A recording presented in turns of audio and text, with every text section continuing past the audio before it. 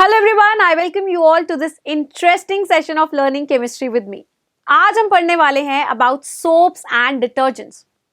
यूँ तो हम अपनी लाइफ में रोज ही soaps और detergents को यूज करते हैं. But have you ever thought कि एक्चुअली में सोप का मॉलिक्यूल दिखता कैसा है? और how do these soaps or detergents clean the dirt on the cloth? Well, इस सब को पढ़ने के लिए we are going to dig deeper into this topic today, which is in chapter 4 of our class 10th, that is carbon and its compounds. Now, before we start this topic, don't forget to like, share and subscribe to our channel so that you never miss an update from us and always get notified whenever we put a video on our channel. So, शुरू करते हैं अपने पहले topic के साथ, that is what are actually soaps. Soaps are basically the sodium or potassium salts of long chain carboxylic acids. And these long chain carboxylic acids are actually fatty acid students. Now what are fatty acids, ma'am? चलो देखते हैं. Fatty acids are basically the long chains of hydrocarbons जिनके end पर we have a carboxyl terminal. Now how does it look like, ma'am? चलो देखते हैं. So this is a long hydrocarbon chain which is having hydrogen and carbon in it, right? You can clearly see. और इसके end पे हम देख सकते हैं we have a carboxylic terminal, right? We have COOH group. Now, ma'am ये तो soaps नहीं होते हैं. Yes, I know. So, soaps are basically the salts of fatty acids. अब इस हाइड्रोजन की जगह पे if I replace it with sodium or potassium, we are going to get the sodium or potassium salt of long chain carboxylic acid, right? So this is how a soap molecule looks like, students, right? So ये है एक long hydrocarbon chain and at the end you can see that we have COO minus Na plus, right? So H की जगह पे we are having either sodium or potassium, which is going to give us sodium or potassium salt of long chain carboxylic acid. So इसी को कहते हैं students soap molecule. चलो अब थोड़ा सा डिटेल में पढ़ते हैं सोप मॉलिक्यूल के बारे में, right? So this is the condensed formula of a soap molecule. That means जो हमने लंबी सी चेन बनाई थी, we wrote a long hydrocarbon chain, हमने उसे लिख दिया है C17 H35 COO minus Na plus. So as you can clearly see that it has two parts, right? इसके दो पार्ट्स बन रहे हैं. On the right hand side you can see that it has plus and minus charges. अब ये plus और minus are indicating the different polarities, right students? दो different charges हैं हमारे पास and that is why इस right part को हम बोलते हैं polar end, right? और अगर मैं बात करूं लेफ्ट पार्ट की students, this will be called the non polar end of the soap molecule. Why? Because यहां पर सिर्फ और सिर्फ कार्बन और हाइड्रोजन है which are covalently bonded to each other, right? चलो देखते हैं अब ये कैसा दिखता है एक सिंगल सोप मॉलिक्यूल. ये सिंगल सोप मॉलिक्यूल का स्ट्रक्चर जो हमने बनाया है इसे हम टैडपोल स्ट्रक्चर भी कहते हैं. It is looking like a tadpole जिसके पास एक लंबी सी पूंछ है which is called the tail and it is having a head, right? So इस टैडपोल के दो पार्ट्स हुए. अब ये जो टैडपोल का हेड है, you can clearly see that it is having plus and minus charges. अगर इसके पास प्लस और माइनस चार्जेस है, that is why we are going to call it the ionic end of that soap molecule because we have negative radical as well as the positive radical. You can clearly see. अगर हम बात करें tail की, you can clearly see that we have a long hydrocarbon chain of C17H35. So it is the covalently bonded hydrogen and carbon, right? So इसीलिए हम इसे बोल रहे हैं hydrocarbon chain और I can call it hydrocarbon tail as well, right? Okay. अब हम अगर इस सोप को वाटर में डिसॉल्व करते हैं तब क्या होगा? अब हमें पता चल चुका है कि इट हैज टू एंड्स. जो आयोनिक एंड है students, it will be soluble in water. You all know that thumb rule. What is that thumb rule? That is like dissolves like. हम जैसे होते हैं हमें वैसे ही दोस्त पसंद आते हैं, right? तो जो भी आयोनिक एंड होगा सोप मॉलिक्यूल का, that will be soluble in a polar solvent, right? And that is water. So water में आयोनिक एंड सॉल्युबल होगा, but it is insoluble in oil. Why ma'am? Because oil तो covalent होता है, right? चलो next देखते हैं tell का क्या होगा. जो सोप मॉलिक्यूल की टेल है that will be insoluble in water because water is polar solvent. लेकिन ये जो टेल है that is non polar in nature. तो नॉन पोलर और पोलर का कोई भी दोस्ती नहीं है, राइट? तो लाइक और लाइक ही डिसॉल्व करते हैं. That is why it is soluble in oil. तो टेल भी non polar and oil is also non polar in nature. तो like dissolves like. Okay, moving on ahead, we call this head of the tadpole as hydrophilic head. Hydro means water and philic means loving. So इसका जो head है that loves water. That means it attracts water. It gets attracted towards water.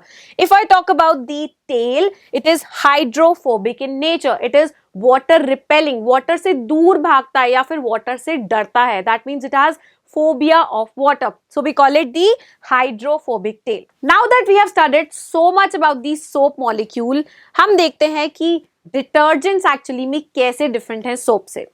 So detergents are basically the sodium salts of long chain benzene sulfonic acid or ammonium salt of chloride or bromide ion. Actually में ये दिखते कैसे है? Let us see with the help of its structure. तो हमारे पास एक लंबी सी हाइड्रोकार्बन की चेन है जैसे कि सोप में हुआ करती थी. But in case of soap we had sodium और potassium salt of carboxylic acid, right? वहां पे COOH में से H को हटाकर we had replaced it with sodium और पोटेशियम.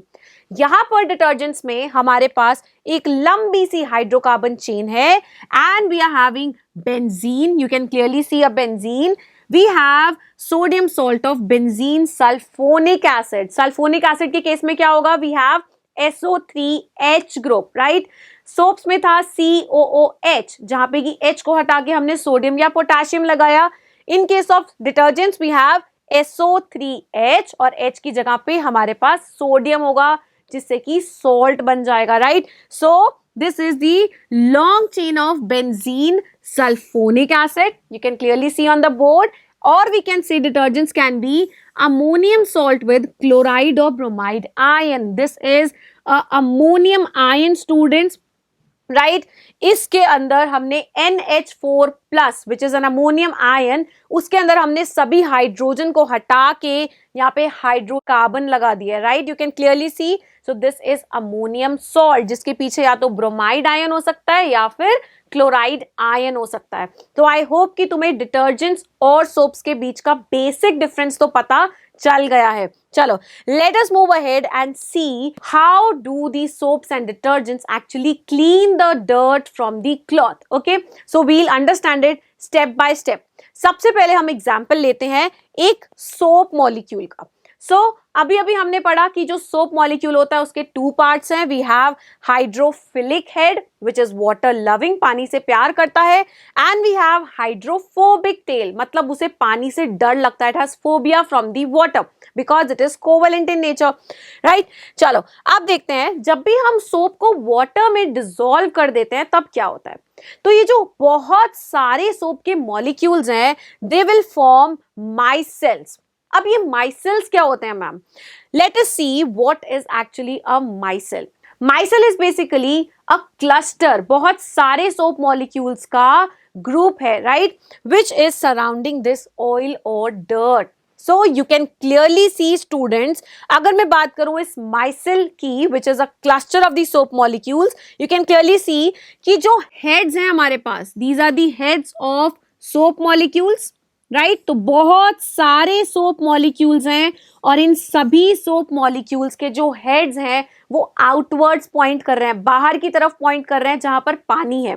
बट जो भी इसके टेल्स हैं, you can clearly see the tails, long covalent tails which are hydrophobic, वो सब के सब पानी से दूर भाग रहे हैं. They are pointing inwards. कहाँ की तरफ? They are pointing inwards towards oil और डर्ट, बिकॉज जो ऑयल और डर्ट है वो उनके दोस्त हैं, बिकॉज ऑयल और डर्ट भी कैसे हैं? they are also covalent and these tails are also covalent. तो ये जो पूरा क्लस्टर है सोप मॉलिक्यूल्स का, इसको हम बोल रहे हैं माइसेल, राइट? और सोप सोल्यूशन में बहुत सारे माइसेल्स बन जाते हैं whenever we dissolve soap in the water. चलो, now let us see, ये माइसेल जब क्लॉथ पे डर्ट को स्पॉट करते हैं तब होता क्या है, the water hating tails attach to the oil और ग्रीस, जो कि हमने पिछले स्ट्रक्चर में देखा, such that the dirt is collected in the centre of the micelle. चलो देखते हैं, you can clearly see on the board students कि जो सिंगल सोप का मॉलिक्यूल था which I called a tadpole structure, उनमें से सभी के सभी टैडपोल लाइक स्ट्रक्चर्स एक क्लस्टर बना रहे हैं, they are forming a group, right? और इस ग्रुप को क्या बोल रहे हैं हम लोग, माइसेल. तो ये जो माइसेल बन रहा है ये चारों तरफ से डर्ट को क्या कर रहा है, घेर रहा है, राइट? और जब ये माइसेल चारों तरफ से डर्ट को घेर लेगा, ये कोशिश करेगा कि जो डर्ट का ग्रिप है विद द क्लॉथ वो थोड़ा सा लूज हो जाए. But this is not enough. सिर्फ सोप को डर्ट वाले कपड़े के ऊपर डाल देने से कपड़ा नहीं साफ होगा. Why? Because we have to agitate the cloth as well. हमें क्लॉथ को रब करना पड़ेगा या फिर वॉशिंग मशीन में डालना पड़ेगा. Now you can clearly see on the board students कि जो डर्ट को चारों तरफ से माइसेल्स ने घेर लिया था और हमने जब एजिटेट किया क्लॉथ को इन द वॉशिंग मशीन और by rubbing with our hands, तब क्या होगा, तब डर्ट का ग्रिप क्लॉथ से इतना ज्यादा लूज हो जाएगा कि वो मजबूर हो जाएगा माइसेल के साथ उठकर जाने के लिए. That means this micelle is compelling that dirt to get it detached from the cloth and hence it pulls it off from the cloth so that the dirt along with the micelle floats in the soap solution. Okay, so I hope कि तुम्हें clear हो गया है how the soaps and detergents clean the dirt from the cloth and this is how हमें मिलते हैं चमकते हुए कपड़े. That means एकदम clean and shiny cloths as you can see on your board. Right? Now, do you know students that detergents have much better cleansing properties than soaps? Although detergents भी बिल्कुल इसी तरह से cleansing action दिखाते हैं, but वो कपड़ों को थोड़ा ज़्यादा साफ करते हैं. Now, why is that so? उसे पढ़ने से पहले let us see two types of water which are present around us. That is hard and soft water. इन्हीं की वजह से it tells us about the cleansing ability of both soaps and detergents. यहीं से फर्क शुरू होता है, right? चलो देखते हैं what is the difference between hard and soft water. So the first is hard water. Hard water contains high concentration of bicarbonates, chlorides and sulfates of either calcium or magnesium. मतलब हमारे पास होगा calcium के bicarbonates और magnesium के bicarbonates and similarly we can have calcium chloride, calcium sulfate और magnesium sulfate in the hard water. In case of soft water ऐसे कोई भी dissolved ions present नहीं होते. तो अब इससे होगा क्या? इससे होगा ये कि जब हम हार्ड और सॉफ्ट वाटर में एक एक ड्रॉप सोप का डालेंगे तो हम देखेंगे as you can see on your board as well students कि हार्ड वाटर के केस में ज्यादा लैदर नहीं बनी. What is leather? लैदर का मतलब झाग. सो यू कैन क्लियरली सी कि जो झाग थी वो बहुत ज्यादा नहीं बनी इन case of hard water, right? But जब हमने सोप को सॉफ्ट वाटर में डिसॉल्व किया, you can clearly see on the board students कि बहुत सारी झाग बन रही है. Why? Now why is that so? इसलिए because जो भी ions hard water के अंदर present है, they are reacting with the soap molecules. Soap के molecules को busy कर दिया to form PPT, precipitate बना रहे हैं. We'll dig deeper into this topic in just few minutes जब हम detergents के बारे में पढ़ेंगे, right? But in case of soft water ऐसे कोई भी ions present नहीं है. That means soap free है to form the lather. Now what are the examples of hard and soft water, ma'am? Hard water वो होता है जो कि seas से आता है या फिर river से आता है. But if I talk about soft water students, जो भी बारिश का पानी है या फिर distilled water है जो कि आपकी लैब में present होता है, उसमें ऐसे कोई भी dissolved ions present नहीं होते हैं. चलो, now that we have understood what is hard water and what is soft water, let us see what are the advantages of detergents over the soaps. ऐसा क्या है कि हम detergents को ज़्यादा prefer कर रहे हैं rather than soaps, right? चलो, पहला is the detergents can be used in hard water whereas soaps cannot be used in hard water for washing. अभी अभी बताया मैंने कि क्या होगा जब भी हम सोप लेंगे which is this soap molecule and हम उसे हार्ड वाटर में डिसॉल्व करेंगे. अब हार्ड वाटर के अंदर बहुत सारे डिसॉल्व्ड आयंस होते हैं. फॉर एग्जाम्पल अगर मैं कैल्शियम क्लोराइड ले लूं which has come from the hard water तो हमें क्या मिलेगा. This calcium ion will react with the soap molecule और हमारे पास क्या बन जाएगा. We are going to get calcium stearate students. This is the compound, right? इस रिएक्शन को याद नहीं करना है but you have to understand the essence कि क्यों हम सोप्स को हार्ड वाटर में नहीं यूज कर रहे हैं. बिकॉज हार्ड वाटर के अंदर जितने भी आयंस है वो सोप के साथ रिएक्ट करके एक वाइट कलर की पीपीटी बना रहा है. What is PPT? That is the precipitate जो कि पानी में डिसॉल्व नहीं होता है, right? And this insoluble substance is called scum, right? इसको हम बोल रहे हैं स्कम. तो सारा का सारा सोप कहाँ बिजी हो गया? It is busy in reacting with these ions और सारा सोप वेस्ट होता जा रहा है to form the precipitate. Okay, चलो देखते हैं कि ये जो स्कम है एक्चुअली में दिखता कैसा है. हैव यू एवर ऑब्जर्व कि तुम्हारे बाथरूम के जो टब्स होते हैं या फिर वॉश बेसिन्स होती हैं उसके कॉर्नर्स पे व्हाइट कलर का प्रेसिपिटेट जम जाता है. That is scum only students, right? तो जो ये हार्ड वाटर है सोप के साथ मिक्स होके इनसॉल्युबल सब्सटेंस बना रहा है which you can spot in your washrooms as well. चलो नेक्स्ट मूव करते हैं कि अगर मैम सोप को सॉफ्ट वाटर में डाला तब क्या होगा. जब भी हम सोप को सॉफ्ट वाटर में डालेंगे तब ऐसे कोई भी आयंस प्रेजेंट नहीं है जो सोप को बिजी कर दे to form insoluble substances, that is scum. So that means soap की क्लेंजिंग प्रॉपर्टी सॉफ्ट वाटर में बहुत बेहतरीन तरीके से होगी, राइट? चलो आगे बढ़ते हैं और देखते हैं ऐसी कौन सी सेकेंड एडवांटेज है डिटर्जेंट्स की over soaps. So detergents can be used even in the acidic medium students, okay, but soaps को हम एसिडिक पानी में यूज नहीं कर सकते. चलो देखते हैं अब इसको डिटेल में. तो हमने डिटर्जेंट्स को डाला एसिडिक मीडियम में और सोप्स को भी डाला एसिडिक मीडियम में. जब हम सोप्स को और डिटर्जेंट्स को एसिडिक मीडियम में डालते हैं तब क्या होता है. In case of detergent students we are going to get free sulfonic acids, okay, but in case of soaps when they are dissolved in acidic water what do we get? We get free fatty acid students. अब ma'am इन दोनों में क्या फर्क है. जब free sulphonic और free fatty acids की बात करते हैं तो जो फ्री सल्फोनिक एसिड होता है that is soluble in water, मतलब वाटर में डिसॉल्व हो जाता है.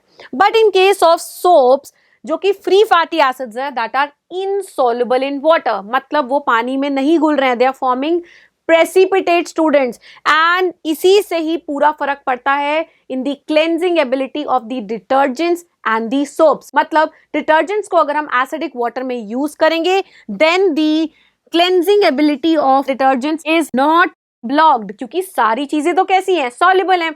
But if I talk about soaps तो जो प्रॉपर्टी है क्लेंजिंग प्रॉपर्टी ऑफ सोप्स है दैट इज ब्लॉक्ड, क्योंकि सारा का सारा सोप तो बिजी हो गया है in order to react with the ions present in the acidic medium, okay? और वो कैसे compounds बना रहा है? It is forming insoluble compound जो कि उसकी cleansing property में hindrance create कर रहा है, okay? चलो last two benefits देख लेते हैं या फिर advantages देख लेते हैं detergents के over soaps. That is the cleansing property of the detergents is much higher than those of the soaps. In general अगर हम बात करें तो detergents का थोड़ा ज़्यादा बेहतर cleansing action होता है. And last but not the least, we have that detergents जो होते हैं in general are more soluble in water. पानी में थोड़ा जल्दी घुल जाते हैं in comparison to soaps. Hence the lather जो झाग produce हो रही है that is produced more easily than the soaps. तो सोप को भी पानी में डाला और डिटर्जेंट्स को भी, तो डिटर्जेंट्स के केस में हमें लैदर ज्यादा मिल रही है, ओके? चलो now that we have learned the advantages of the detergents over soaps, let us see the disadvantages of the detergents, right? कुछ तो बुराई इसमें भी होगी. चलो देखते हैं. Detergents are not easily biodegradable students, मतलब वो कैसे होते हैं? They are non biodegradable, okay? And the second disadvantage of detergents is that detergents have branched hydrocarbon chains and due to this they cause soil and water pollution. Environment friendly नहीं है, they are causing a lot of water pollution as well as soil pollution. Right. So I hope तुम्हें समझ में आ गया है कि क्या क्या बेनिफिट्स हैं डिटर्जेंट्स के ओवर सोप्स और ऐसी कौन से डिसएडवांटेजेस हैं डिटर्जेंट्स के in comparison to the soaps. Last but not the least, let us see one question. तुम्हारे लिए क्विज है, जाते जाते प्लीज क्विकली टेल मी कि तुम्हें कितना समझ में आया. Let us see one important question जो कि बोर्ड्स में बहुत बार आ चुका है. It has been repeated multiple times. So the question is stating why soaps are not effective cleaning agents in case of hard water. अभी अभी हमने पढ़ा स्टूडेंट्स कि हार्ड वाटर के अंदर क्या प्रेजेंट होता है. Hard water contains calcium and magnesium ions के bicarbonates, sulphates as well as chlorides. तो ये सभी के सभी सोप मॉलिक्यूल के साथ क्या कर लेते हैं, they react with the soap molecule and on reacting with the soap molecule they form what, they form scum students. Right जो स्कम होता है वो इनसॉल्युबल होता है. इसका मतलब सारा का सारा सोप तो वेस्ट होता जा रहा है to form that insoluble compound. और हम इस वेस्टेज को बचाने के लिए क्या करेंगे, we will not use soap in hard water, we will use detergents. Because detergents को या तो सॉफ्ट वाटर में करें या फिर हार्ड वाटर में करें, दोनों केसेस में we are not going to get scum, insoluble precipitate नहीं मिलेगा हमें. That is why we prefer detergents over soaps. So I hope that you've understood all the things related to soaps and detergents, the cleansing property of soaps and detergents, the structure of soaps and detergents very clearly, students. I hope you enjoyed watching this video. Thank you.